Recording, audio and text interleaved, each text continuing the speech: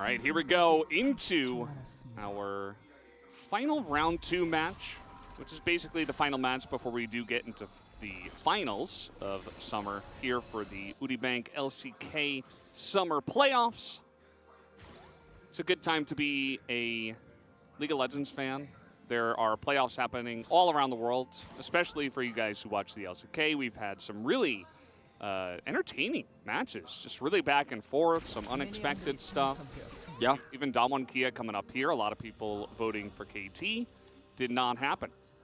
It's true. Yeah, I think it was a pretty big upset. I was pretty clear about how I thought about it. That's how I thought that series was going to go. It did not go the way I expected it, and we were all kind of a little bit shocked, except Cloud Templar, I guess. Well, he read the script. I mean, if you're going to get it that perfect against the grain in an upset like that. Well, so I think this lane, if it ends up being Deokdam and Kellin end up getting a nice lead down here, you know, if they could find a pick, or Deokdam has the really nice knock-up, they get a good trade, and becomes self-sufficient, then the top lane becomes a focal point for Canyon, and he can, of course, try to gank assist for Burdol. The Renekton can get ahead, and then Taliyah can kind of bounce between both bottom side and top side here because of her ultimate, because of her passive, where she can rotate very quickly, and she's going to aim to get prio against Faker once she gets a few levels and gets her tier, so she has enough mana to actually continually trade. So that's the theory behind this composition for T1 Kia. And then later on, you're going to have strong engage with Taliyah, Yasuo, plus, you know, Cyclone, etc. And you're going to have the sustain and the range to back it up. Now, this only works if T1 Kia can get through the early game without a hitch here. Any errors, any mistakes, any picks, this lane falls too far behind, and this comp falls on its face with it. Yeah, I mean, that's kind of what you're asking for. Is level 3 gank already. Burdol's going to mess up the flash, and that will be first blood going over to Oner. Already here goes for the fast level 3 and visits the top lane right away. Second Renekton fail flash we've seen in that exact spot of the map here. We saw it yesterday, unfortunately, from Dove. Burdol will join the club. And it was a top side start for Canyon, but he just did not expect that there would be a jungle visit at this stage of the time from Oner. Level 3 gank comes in against a Renekton, extremely powerful. As he is so reliant on that flash, he does miss. And Zeus will grab an extra assist here early. Renekton going to be pushed out of the lane, loses teleport early, and now is flashless. No flashes expended on the top side of the map for T1. And this is the opposite of the start that you were wanting. And if you're T1 Kia, this is just disastrous, unfortunately. Yeah. We'll take another look. Note that Oner gets up here as soon as he possibly can with level 3. And he's just coming over here to ward and fails the flash. Would have forced a flash from Oner at the very least. They were going to get that kill. But he misses it. Really unfortunate. Yeah, I mean, that does happen, but it's the risk you run, right? And Ornn was available. We saw the two bans in the second phase were Gwen and Vi, which, you know, strong bans, but at the end of the day, there are a lot of answers for Oner, or rather for Zeus to pick. And that's why I was kind of saying, you know, for T1, it's a very comfortable draft. You're not really denying anything. You're giving them comfort picks as well. You're giving them super high tier picks. They have a fantastic team composition that can scale insanely, has so much protection for the Sivir, for the Azir. Yeah. So it is a massive risk that DK are playing with, and if their top lane Renekton that they first picked is getting behind, you're going to feel terrible. Yeah, it's not a great start, but the Taliyah lane is going pretty well so far. We had the stats there for ShowmMaker. He's 4 of the 5 wins in this matchup, where it's 5-1 in favor of Taliyah. We've seen, you know, players like Fate pull this one off as well. So less common pick here in the later parts of the season, despite being almost permabanned, as the trading does begin down here. Obviously, roots and chips that Deokdam get are going to be very valuable with the healing coming through from the Senna in a lot of matchups, but into the Yuumi, you know, she's healing right back. So here we go. Trundle rotates over. Don't think they can dive this. Yeah, I mean, if they forced it, they get a big wave going, but the wave has been cleared a bit. Obviously, Yasuo doesn't have much wave clear. And take a look at where Canyon is. Very nice show by the observers. Nowhere near this, as the dive is coming on in. A bit slow on this one. Oner just showing. Maybe opening up some space for Guma to take a plate, but not even going to get that. This gank is still successful in that it denies a little bit of CS, and gives this push basically permanent power. Like it was about to fade away, then Deokdam and Kellin could trade back. Now with this trade coming through the way it did, they can't actually, and they're kind of still stuck here. They're trying to force it, as you can see, but unfortunately will not be able to get back control. And the wave will be allowing this free back for Keria. And like this attempt from Oner could have been successful in terms of setting up a kill, but I think it's still successful, as mentioned before, because it gives them the faster back timing. So this lane is just going to continue to have prio. Level 6 first for Zeus. Yeah, I mean, he's going to get it 100% up here as Zeus is still going in. He's got full health, and he doesn't have to kill him. It can just be a harass ult, a zoning ult. He hits level 6 first due to just getting more of the creeps, and of course the kill, as now it's going to be he that is looking to even potentially chip away at some plates. Generally, it's the Renekton that it just ignores the Ornn and gets plates himself, but not this time. Burdol gets a stun here nicely. We'll get one extra turret shot onto the Ornn to trade back a little bit here, but prio is pretty permanent right now for T1 at 75 seconds before the streak. Oner, even with this topside control, could start taking away this buff, and they can hover around there. And T1 KIA losing a little bit of control over mid right now, too, is really rough for ShowmMaker, because at this moment in time, you're like, okay, are they doing Drake? Oh, we identified they're not going to be able to take that one away, so they know the Trundle isn't there. They can ward this. There isn't much power elsewhere on the map, as Kellin only level 4. Okay, going in for the play, going to force the flash out of ShowmMaker. That is a pretty standard one that we see many times with Azir into immobile mid carries. And it will be no difference here for the Taliyah, although he does have Unsealed Spellbook at least. Yeah, and Taliyah also in this position knows that Trundle is not on Drake, because they were able to go identify that and ward it. So there's only one place he can be, which is very likely coming towards the mid lane for a gank. So knows that even if he gets hit by the Emperor's Divide, there's follow-up coming. Otherwise could have maybe rode that one out a little bit longer. Canyon going to try to come over here and take away blue buff. That was warded. So at least he's going to get this back in terms of money here in the jungle, and will be very impactful on this upcoming Rift Herald fight with his level 6. Subjugate still going to be strong here, but in terms of overall team fighting, pretty amazing for T1 KIA if they can get set up prio, as the bottom side of the map here is really just about a wombo setup here on the fight. So everything has to go right for T1 KIA if they take a straight up 5v5, but they're now trying to, as they have these levels online here, pin down the Yuumi Sivir. You see the lane starts to eventually get back as these souls come through for Kellin. And this is the turn that you normally see with the Senna lane, where in the beginning it looks really rough versus the wave clear, but you do start to heal through and have that extra poke. We're going to potentially have a 3v3 here. We have Senna not on 6, so that won't be able to help here.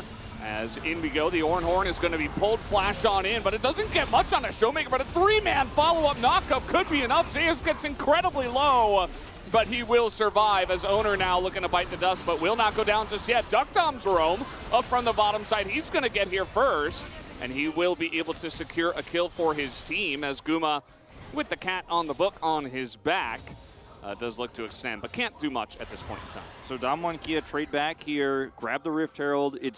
We saw the potential of this wombo in the team fight from them, but it was really Zeus who controlled the fight with an excellent wombo, or knockup. I keep saying wombo. Not every CC is a wombo, but he countered the wombo of the Cyclone coming through the seismic shove angle for ShowmMaker. Fortunately, without Yasuo there isn't enough follow-up here to win the fight decisively. Let's look at ShowmMaker's setup here. The Ornn is so massive to help lock ShowmMaker down here. Then he gets the follow-up knockup, and Zeus gets out of here alive. I mean, Oner nearly dies twice. Yeah. He gets a Triumph proc, I think. He also has Subjugate, and then he smites the Rift Herald for the kill, but also to live. And the fact that he lives for so long is also insanely big. Yeah, he did so much there. It cost him the Rift Herald that he had to smite like that, but worth it, I think. Bit of a bait up here on the top side. No Dominus for Burdol, as I think he's going to be in a lot of trouble, as he does have a second dash, but there's the knockup straight into the pillar, and Senna's like, I'm helping, but actually not going to amount to anything. Very nicely baited by Zeus. No Dominus for Burdol makes it an insanely easy kill. Really easy, and the Wukong in this early part of the game isn't going to be able to compete here. He isn't nearby. And Burdol, he's too far up in the lane. He's trying to do Renekton things. He's trying to trade aggressively. Canyon's coming up over here for the defense, but is immediately spotted. He's getting knocked up. Yeah, I mean, he's also going to be just chunked down to below half health, even subjugated on the backside of that. Didn't necessarily have to do that, but he's going for a bit of harass, I suppose, or just in case they do decide to hard commit. Yeah, I mean, Burdol is forced to teleport, otherwise he might actually die there and might have wanted to walk back, does teleport through. And with no real objective fight coming up here for T1 KIA, I mean, yes, the Drake is up, but like, I don't think it's that bad to subjugate there to get a little bit more control of topside. He's got the TP to come hold this wave. Rift Herald. No other resources committed here to stop this. Is going to get a charge. Should just be 2 plates. You see that Burdol is able to walk in. We saw ShowmMaker also leaning topside, but does not elect to try to make any dive or anything happen. No reason to really do that right now. Still just get the 2 plates and back away. ShowmMaker here is, you know, so far in this game, not getting control of the lane, I think, like he would have hoped to. So this time, Canyon sets the trap. Yeah, he's spotted very late, and Canyon doesn't have much tankiness, but he's knocked up right at the last moment as the knockup comes in here to Canyon. Zeus still alive, and they're actually still on the chase, and Burdol will be able to swipe away, even though the fans were already cheering for Zeus living. Yeah, not this time, unfortunately, but he played it as perfectly as he could have there. Knockout comes through. He's very tanky, very difficult to kill him. Burdol will get the slice there in the end to finish him off. And the turret does go over to T1 KIA. First turret of the game, so a lot of extra money. But this is what you can do cross-map. Or try to do. Yeah, looks like actually T1 are not going to go for this. I mean, it's, you know, they have very defensive summoners when it comes down to it. You are going up against the Yasuo, which if he does get a 3-man knockup, you're just going to be CC'd forever, so... that's the scary bit there. No need to force it at this point as T1. Yeah, so a lot of jungle traps topside really paying off for these two teams. Somebody called Maul wrong, and that was his MO here in the LCK before he moved over to the LEC. As this is going to be finally enough control here, T1 KIA say, of the bottom side to actually start up this first Drake will be a Mountain Drake. A lot of extra resistances for this composition. T1 know about this, but will not be able to stop it. The scry it, it's the sad scryers of, could we steal this? The answer is no, and they back away. And, you know, unfortunately for Zeus here, making impacts on the map, a lot more difficult in this extremely long lane he's in now. You can see he's taken the Wolves at this stage in time. Burdol also hiding himself on the map right now, taking Raptors, trying to get any money he can. So a lot of souls are lost here. Yeah. Just pointing that one out. Kellin has been doing a decent amount of roaming. You'll note that there is a 2-level gap between him and Deokdam, who has been left to solo lane. It is Yasuo after all, and it is support Senna. So totally fine that this does happen. So he can just hang around, get some wards down with the help of his jungle and his mid laner. Yeah, once he gets his Umbroglaive, that's when he's going to make a really big impact on the map too. And that's, you know, the kind of control we were talking about T1 KIA would like to have in the mid game with this composition, so that he has the freedom to do that, make it very difficult for ward clear for T1, because they're running Yuumi. So she's not on her own able to clear wards. Trundle can very safely, but still, it's very frustrating because you only have one good clearer. ShowmMaker looks like he was backing on a ward, and he is just donezo. Not even going to elect a flash, although he does Ghost, which has a lot shorter of a cooldown, but it's still a free kill here to Faker, Keria, and Oner. As they all pile on, and it could be even more as Kellin here. Not going to be spotted, but a little bit of a zoning ult as they're just going to take mid-turret at 15 minutes into the game. They're just like, yeah, I'll take that, thank you. One small error from ShowmMaker, and T1 are going to get a huge trade back of money. Big control of the map, which with Sundisk is massive, because this means you can hold the wave as Azir. We've talked about this a lot recently, where it's been a very common strategy is put Sundisk up in mid and also in bottom lane to control the bottom objective and get that extra prio. They'll use it this time to just take a free Herald. And, well, could have used it to set up for this Herald. It will be T1 KIA who starts it first, but they can come over and contest. And T1 KIA, to get this choke point controlled. Yeah, I mean, risky. It looks like they should be able to get this objective, but you see that T1 are looking to fight here. Crown finish for Faker. Knockup not going to hit anyone as the wall will come in, and Guma's like, yeah, you want to go, buddy? I'll take you down.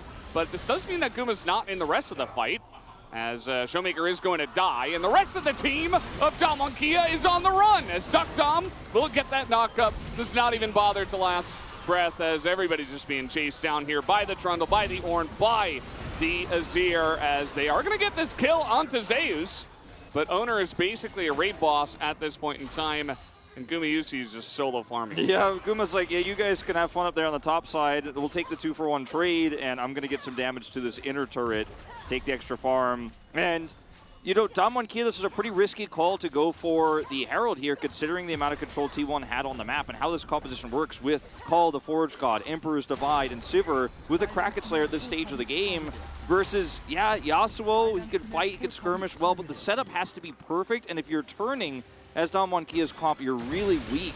And they get a trade back kill because of that turret topside and a little bit of a, you know, error there in how they set that up with the Cyclone trade back. And we're going to go back to... Baited by the scanner. Yeah. Kellin just barely missed that brush, and he, like, kind of sidled over to catch a little bit of it, but did not spot the warp. Which leads to that mid turret going down, and then notice T1 G1 VOD try to turn this with their composition. ShowmMaker's on the edge, but has to come into this fight so late. By this time, Burdol is down at half. They turn on to Canyon, who has to get over the wall, and control is given to T1. They do, of course, get the Herald, and Guma flashes on him for the kill. Things go a little bit awry here on the top side of the map with this turret. Cyclone is good from Canyon. But still, T1 getting everything they wanted out of this. They come over, get the back timing, and win a fight, get control of mid, push ShowmMaker out. And, I mean, they have ultimate control all over the map now. Yeah, it's, you know, you look at the golds and you say, hey, I mean, T1 G1 VOD is not that far behind. This feels like it is a stomp, okay? Like, every single fight is going in favor of T1, it feels. T1 G1 VOD did get the one Mountain Drake, which is nice. But you don't have any traditional tanks on your team, so nobody's going to be getting like huge percentage gains. It's definitely good, but it doesn't feel like much compared to the 2-0 and 2 Azir, who had a pretty free lane. The 1-0 Sivir, who had a pretty free lane. And all of the gold that is going into these carries with the scaling composition. Canyon's hiding, but I don't know if he wants to go in. Yeah, okay. Deokdam is like, maybe I do a little bit of damage to this Ornn. As, in fact, with the last breath, it should be enough. The armor will be penetrated there, and Deokdam is able to find a follow-up kill. All right, well, now T1, they go very far down the lane without hard committing, without that information about where Canyon is, and then they kind of half commit. Half the team realizes, okay, we can't push this. The other part is too far forward. Now they have Cryo on this Drake. T1 G1 VOD should be able to wrestle away. TP coming through from Burdol, and here's the flank angle. Yeah, they try to push away the Renekton here. Renekton, no flash, no Dominus. And a very nice wall is put up here. So on the hunt towards the Renekton, who again does not have any flash and will just be rooted and most likely just killed. And fed to one of the carries, it will be Gumayusi. So now we've got a 2-0 Sivir. And T1 G1 VOD did pick up the second Drake. Those are really nice now, but so what I love about T1 in these situations is they overextend. They lose somebody. They can't win Drake fight, but they're like, I know where the Renekton is. We can kill him and then instantly go top and push the turret. Yeah. This is how you lose a Drake. This is how you lose a Drake. You watch and live, Sandbox? And I just love it. A lot of other teams are like, no, we have to force a fight here, or, oh, we got to try to zone them. Even with the Taliyah wall up, we've got to go in. T1 are extremely decisive. They get that pick on the Renekton. They push top turret, and now they're going to force a fight here. Yeah, they have so much map control right now. They're looking for Canyon, but this plant exists in the game, so he will be able to get away. The wind wall, very nice, by the way, into the Ornn, as you can see. I love the subtle shade on the plants, always. Yeah, I'm just not a big plant fan. I don't think they add too much to the game, but maybe that's just me. It is going to allow Canyon to get out without using his flash. Yeah. T1 G1 VOD losing control of the top part of the map there momentarily. Burdol with no vision around Baron right now, outside of the, you know, small amount of vision he has with his minion wave, is not really able to push anything more here or side lane at all. They have no vision whatsoever of T1, and the vision they had around the Drake they took is residual but useless, you know, at this point in time for their Renekton top side. This allows Ornn to push freely here bottom side, because Renekton showed, so he could just delete all of these minions. And for T1 G1 VOD, getting from their base to the available farm right now with those turrets down, well, the turret down in mid, top side down, and no vision control of top side is really difficult. Yeah. So T1 are just kind of saying, yeah, you guys got 2 elemental drakes, but I don't know if it really matters. Those 2 isolated versus the infernals we're now looking to pick up. It very well may be a soulless game in terms of the drakes here. Is set up this Azir turret, and T1 are just like, I won't get caught, I will not overextend, and I will deny you from getting CS. They can push for the inner if anyone goes bottom to save that bottom turret, and Burdol can't even do it. Like, he is sitting in his own jungle, doesn't know if he's really on vision. He did scan a bit, so he's like, oh, well, I can't go bot. I might look mid with my team for a play, but we can't really engage in that sun disc from behind. If Burdol goes bottom, T1 collapse on him, kill the turret, then kill the inner turret bottom, and are like, thanks. Thanks for trying to defend your turret. As a result, DWG KIA's options are so limited here, and the sun disc turret means they can't even get mid prio. That's one of the other reasons why Azir is so strong, especially when he's this fed. He's going to be looking for a little bit of a play here. Kellin not in the best spot, has to heal and go on the run. As the rocks will be put on the ground to deny any follow-up dashes, but Faker is getting in there with his extremely defensive itemization. He can just do this. He is not scared at all. He has Crown and Zhonya's. So, like, imagine trying to take him down right now. As they're trying to get on top of Guma, who has isolated himself. And he will be flashed on and maybe killed. He's very fast with that ghost, and he will be able to get away.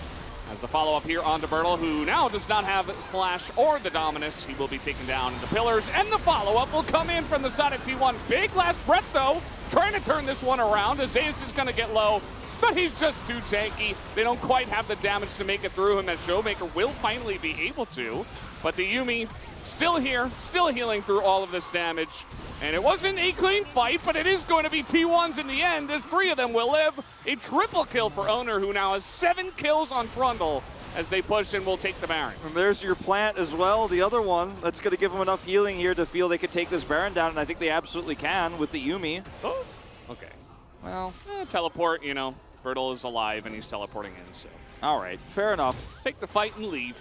This fight for DWG KIA is one of the best I think they're going to get for the rest of this game. Like, Guma goes down to low, so T1 then have to fight basically completely 4v5 for most of this, and they get a good Wild Breath, and T1 is split off by the Weaver's Wall. And yet still Zeus turns on Burdol, they get the pick here, and then the nice last breath that comes through, you see it comes in, but then Faker stopwatches. There's not enough damage. Zeus gets another knockoff. Like, this Ornn is a problem, and if your damage is going onto the Ornn, it's not going on to anybody else, like this extremely tanky Trundle that can't be killed. DWG KIA are so far behind, and they don't have a true AD carry, so wombo combos or no, T1 could just buy enough time with Crown, stopwatch on the Azir. Faker dies, but he does so much damage that when Guma comes through, it's easy cleanup. Yeah. Well, DK, they're going to make a stand here on this Infernal Drake. I think it's kind of taking T1 by surprise. You see that Zeus has to go for a bit of an awkward teleport over to his team, but now they're grouped up as 5. And they have it in a good spot here. Canyon's looking for that epic flank, but he's spotted. So they know exactly where he is. Consistently pinged here. Oner's right on top of the Drake. Just waiting for that steal. Subjugate comes in. Canyon has to hop out of the pit. That is going to be a free Drake here for T1. As Baker goes a bit deep, but he's totally fine. Again, he's very defensive itemization. Now Kellin is just going to get 100 to 0 basically on this immobile Senna. Deokdam gets the last breath here on the Faker, who does not care at all. Has more armor than Deokdam can penetrate through. And that might just be the end of the game. We have teleport into mid lane right now at a Faker, as everybody else on the side of Dominus being pushed away. T1 with a great clean fight here. All they needed to do was spot Canyon. They had vision there. They block him out, subjugate him. If he's not there with the Cyclone in the fight, T1 could just front to back it here. No AD carry in DWG KIA's roster. A Senna sitting on an Umbral Glaive isn't going to cut it. Wombos or no, knockups and last breaths or no. They're ending the game. They don't care. They've had enough. They said this game was too easy. Let's just end this one. Zeus gets extremely low, but he will survive. And as long as they just hit the Nexus and try to survive here, as they should be able to, and yes, they will be at exactly